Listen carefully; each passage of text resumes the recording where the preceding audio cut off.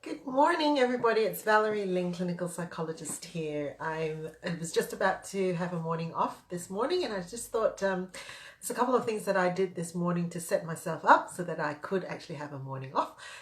And I wanted to share them with you. But before I do, let me show you the other tree that I gaze at very regularly from my home office. The lighting's not fantastic there, is it? But it too is blossoming very beautifully at the moment with spring. Love it. Love having views to look at either from my bedroom where I can see the cherry blossom tree or from my office. And the name of this particular tree eludes me at the moment, but it's a similar thing to the cherry blossom tree, something like pear something. Well, if you know what it is, it's not a pear tree, but it is a tree that is like a cherry blossom tree. In this room, this is my home office. You can see this red couch. Have been several meetings this week, all to do with human resourcing. So I spent some time last weekend in Melbourne with a group mentoring and business coaching group, and we were all about human resourcing in that meeting, talking about not just about our human resourcing needs in terms of bringing people in, but also creating a positive culture. And one of the things that I've been thinking through is how can we actually resource our organization so that we can do the high meaning and the high value work so that we can remain supportive with one another. What other resources do we actually need?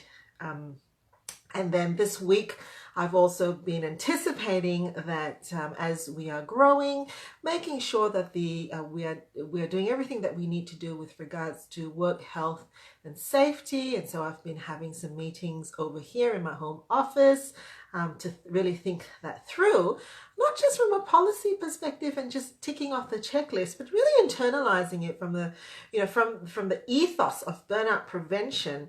As a business owner, it helps me to feel like my team and the people who come under my umbrella are really taken care of, and that we are able to communicate with them that we're anticipating needs, we're anticipating risks in the workplace, and we're anticipating what we can actually put into place so that together we can get on with what we need to do without the burden of worrying about health and safety in the workplace.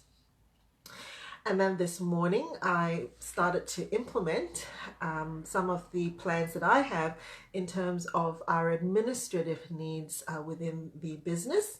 And very excitingly, just put out a job description for an office manager that will, I basically started the ad saying we are really looking for the next person to come in and to take care of the therapist so that they can take care of their clients.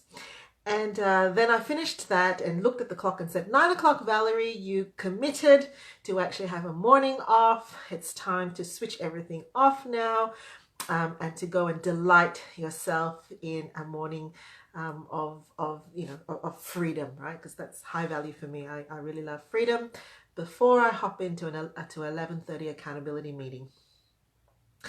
And just as I thought about that, I thought, Valerie, you have to do this because you are a human resource to your business and to yourself.